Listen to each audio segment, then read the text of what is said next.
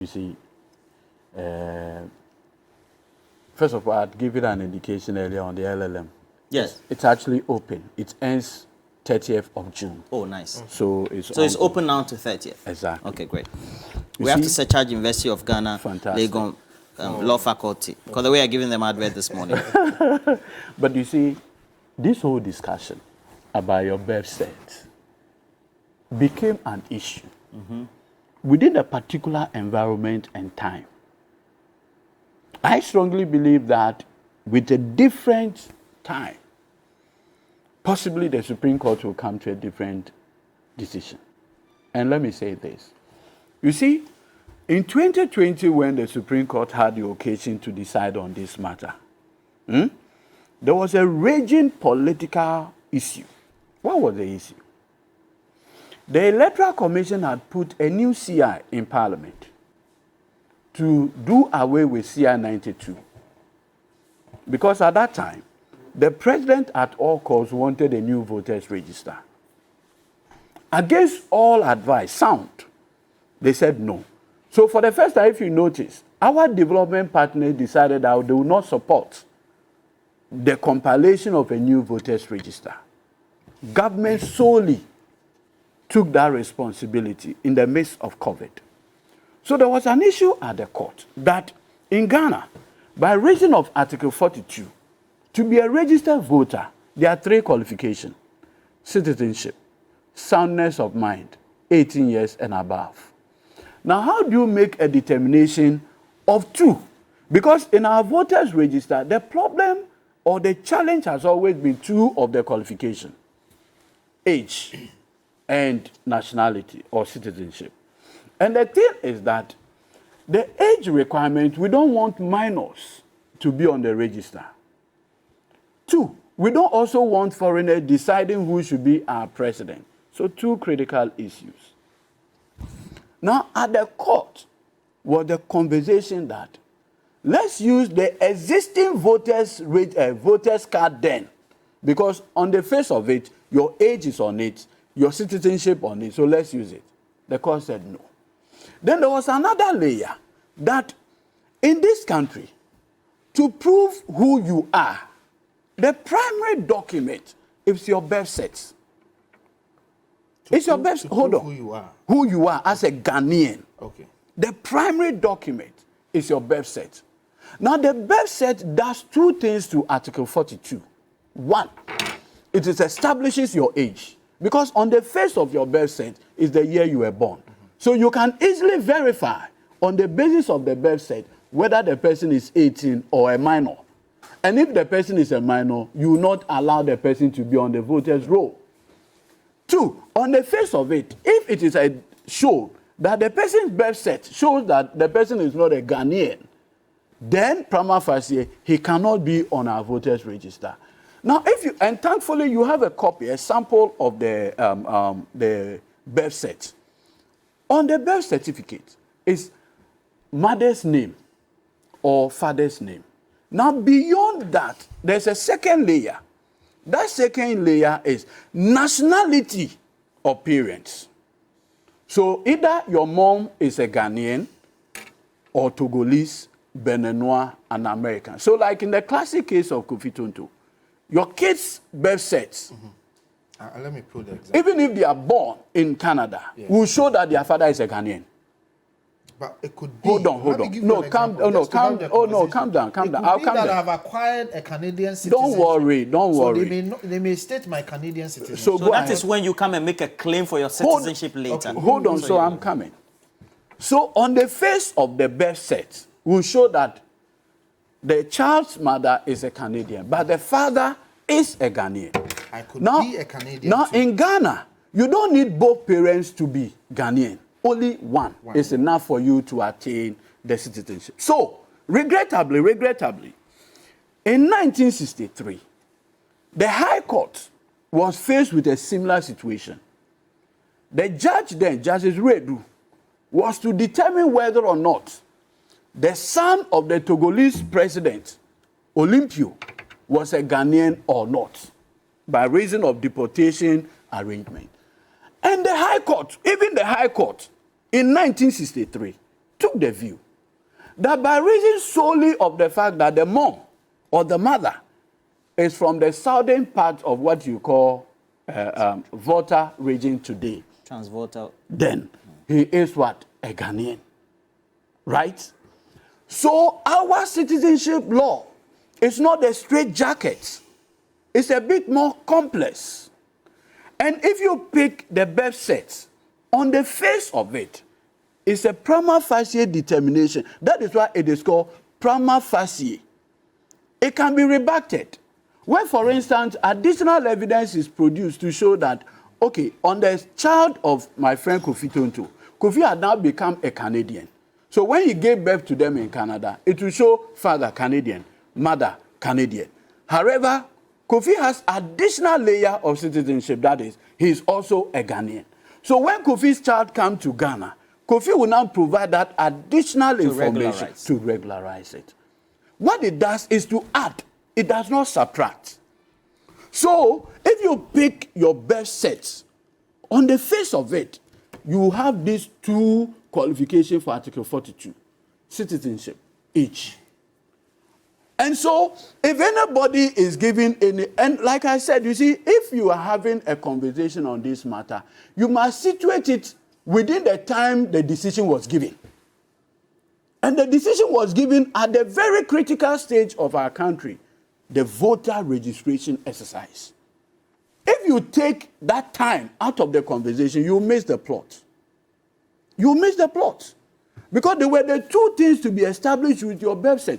But you see, interestingly enough, you know, in Ghana here, we passed what is known as the National Identity Register Act, 2008. In 2017, the act was amended. So we have the National Identity Register Act 2008 at 750, right? Then we also have an amendment done to the act in 2017, which is now known as the National Identity Register into bracket Amendment Act 2017, Act 950. Now look, Section 4 of Act 950. Let me just read. If you look at Section 4, it says that a person who desires for your Ghana card, for instance, you want a Ghana card, right? One of the documents you need to produce is your birth cert. But it's not all the ticked criteria. No, what I'm saying is that one off. That's why I use the word one off. Yeah. Meaning there are others. What are the others? So share it. So don't put premium on the others because it doesn't even help. What does the law say? Section 4. Don't also argue just to favor your point of argument. I think we generally we are educating us. No, that's what. No, so I just want to read the act on its own. Okay. It says that the personal information required to be recorded in the register in respect of an individual who applies to be registered shall include. So it's not like may, please. Shall. It's obligatory.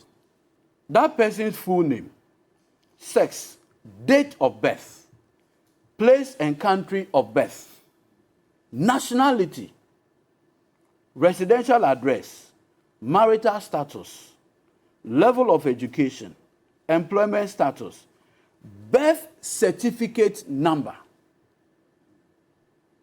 So even to get Ghana card now, as established by law. I actually use my birth certificate. Good. As established by law, you need your birth certificate number. And on the face of that birth certificate, the nationality of your parent, because you see, you draw your nationality either by naturalization or by reason of birth, right? By reason of... Or your parents, when I use birth. Okay. Who gave birth to you. Okay, sure. So you are not on a stateless something. The person who gave birth to you, that is where you draw. But if you want to acquire additional nationality, that's your own cup of tea. But the primary source of your nationality is who gave birth to you. When you read the law, so if it you goes see beyond who gave birth to you. We're talking about use. Why is it that we can't use the certificate as because it's the primary proof. Primary document. It's the primary proof. Because now it's been precluded from some other actions of citizenship responsibility of the state. In law, you see, in law, they will tell you that there's nothing that is sacrosanct. What the thing or a document does is to give you a prima facie information, so that if you have doubt, you contest it. But until it is contested, it is taken on the face of it. So if I have my birth cert, right, and you come and say, no, this birth certificate is not Edudzi's, or Edudzi is a Nigerian, but had fraudulently acquired a Ghanaian birth cert, the onus lies on you, because I have it. Which can happen. So the law simply says it becomes a prima facie proof. If you think, then you rebut whatever it is. So in this particular instance, you are, for instance, saying that I am not. So the burden is on you. And the classic case, if you recall, there was this guy called Bilson. He had challenged Rawlings in 1992 when Rawlings had wanted to contest for the NDC presidential candidate. The man comes and says, even you, Rawlings, your father is a Scottish. Your father is a Scottish. So you can't be the presidential candidate of NDC because, quote unquote, you are dual what? National. And so you owe allegiance to UK by reason of the fact that your father was or is a Scottish. And so the matter came up to the court, the High Court. The High Court presided over judges, I think Esripe Bonzi or something, took the view that no. First of all, if you are alleging, the burden is on you. I have my birth cert. I have been a military officer, like in the case of Jerry Rawlings. I have taken the oath of allegiance to Ghana, first as a soldier, military heads of state. I have taken the oath of allegiance. So if you are coming to say that I owe allegiance to a country other than Ghana, the burden is on you to establish that. But the point I am making here relative to this birth certificate issue is that you need to situate it within the political environment that the decision was given. I disagree. And if you put it within that conversation, it becomes very clear the reason then.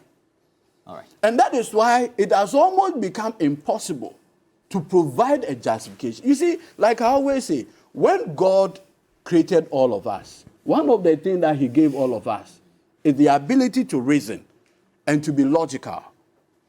And so if you are asking me that I should prove my citizenship, and I bring a birth certificate that was issued in 1980s, somewhere in Nkwanta.